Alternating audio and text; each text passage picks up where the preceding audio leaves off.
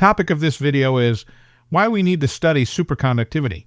Our last video was about superconductivity, and I hope you liked it. There are many practical and theoretical aspects of this field.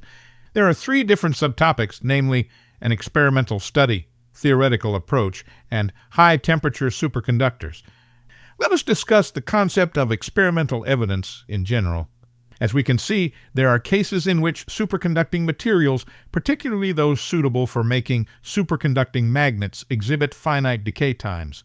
During processing, magnetic flux redistributes irreversibly within the material. It is as fascinating to see the magnetic properties exhibited by superconductors as it is to see their electrical properties. In order to explain the magnetic properties of a superconductor, we cannot assume it is a normal conductor with no electrical resistance. An experimental fact indicates that a bulk superconductor in a weak magnetic field will act as a perfect diamagnet with no magnetic induction inside.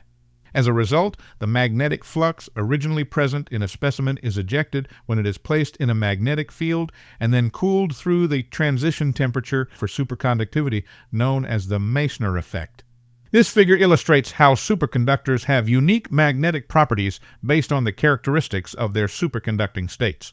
Before we proceed, we can discuss the classification of magnetic materials, as you already are familiar with the three types of magnetic properties. Diamagnetic materials.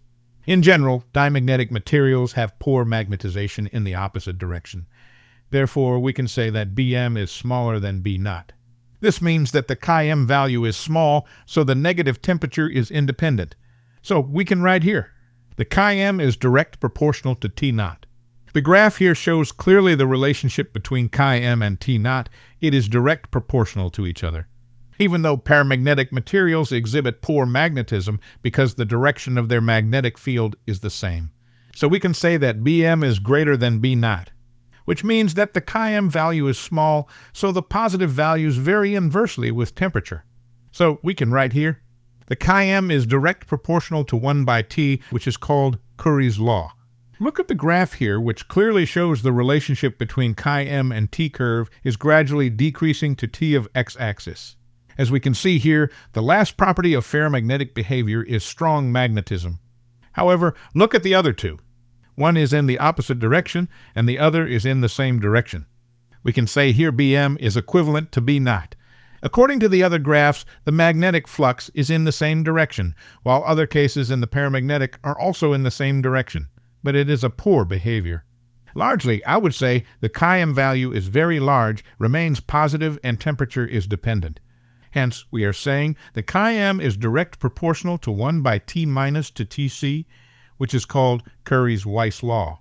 Even the proof of graph shows clearly the relationship between Tc to T. The curve is gradually decreasing to T of x-axis. Similarly, the opposite of the curve also is decreasing from T minus to Tc to Km. Following these conditions, the superconducting state occurs when the conduction electrons of the metal are in an ordered state. It is in the formation of loosely associated pairs of electrons that order is achieved. As a result, electrons are ordered at temperatures below the transition temperature, but disordered above it. Accordingly, Barden, Cooper, and Schrieffer BCS theory explains the nature and origin of the ordering. In next video, we will continue with the concept of occurrence of superconductivity. I hope you will join us in the next video here. Do make sure to leave a comment, share, and subscribe to this channel to see the rest of the scientific and educational videos. Thank you.